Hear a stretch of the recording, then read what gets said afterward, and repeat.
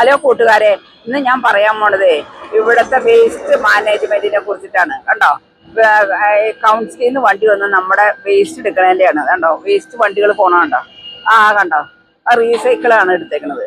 കണ്ടോ, ഈ ഇതേ ഡ്രൈവർ മാത്രമേ ഉള്ളൂ, അത് റോബോട്ട് പോലെയാണ് പ്രവർത്തിക്കുന്നത്.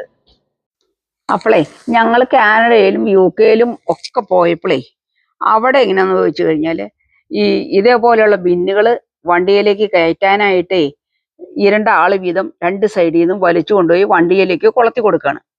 ഇവിടെ അങ്ങനെയല്ല. ഇവിടെ വണ്ടി ഓരോ സൈഡിൽ വന്നും അത് എടുത്തു പോണത് നിങ്ങൾ കണ്ടല്ലോ. അതേപോലെയാണ്. അപ്പോൾ ഈ ബിന്നുകളിൽ നമ്മുടെ ഓരോ തരത്തിലുള്ള വേസ്റ്റാണ് നമ്മൾ നിറയ്ക്കണത്. ഇതില് ഗാർഡൻ വേസ്റ്റ്, ഇതിലാണ് ഗാർഡൻ വേസ്റ്റ്. ഈ ഗ്രീൻ കളറിലാണ് ഗാർഡൻ വേസ്റ്റ്. ഇതില് റീസൈക്കിളാണ് യെല്ലോ കളറ്. ഇത് റെഡ് കളറ്. ഇത് അടുക്കള മാലിന്യമാണ് ഇതിൽ നിറയ്ക്കണത്.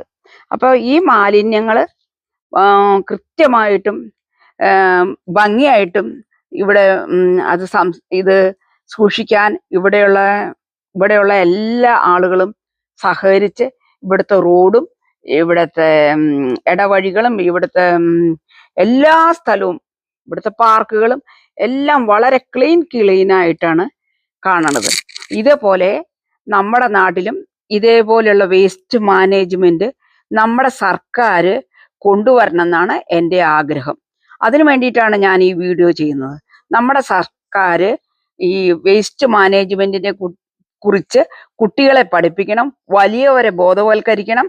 എന്നിട്ട് നമ്മുടെ എല്ലാ പുഴയിലും തോട്ടിലും ആൾ താമസമില്ലാത്ത റോഡ് സൈഡിലും ഒക്കെ വലിച്ചെറിയുന്ന ആ സിസ്റ്റം മാറ്റി ഇതുപോലുള്ള ഒരു സംസ്കാരം നമ്മുടെ നാട്ടിലും വരണം എന്നാണ് നമ്മൾ ഓരോരുത്തരും ആഗ്രഹിക്കുന്നത്. അതുകൊണ്ട് ഈ വീഡിയോ സ്കിപ്പ് ചെയ്യാതെ എല്ലാവരും കാണണം.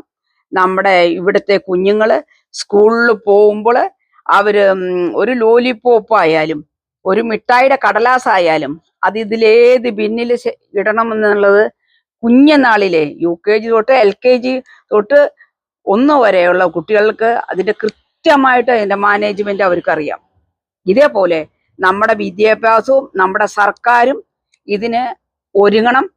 നമ്മുടെ നാടിന്റെ ശുചീകരണം ഏറ്റവും അത്യാവശ്യമാണ്. അപ്പൊ നിങ്ങളെ എൻ്റെ വീഡിയോ കാണണം, എല്ലാവരും സബ്സ്ക്രൈബ് ചെയ്യണം, ലൈക്ക് അടിക്കണം, ഷെയർ ചെയ്യണം, കമന്റ് ഒക്കെ ഇടണം കേട്ടോ. ഇത്രയും പറഞ്ഞുകൊണ്ട് നിർത്തട്ടെ. ബായ്.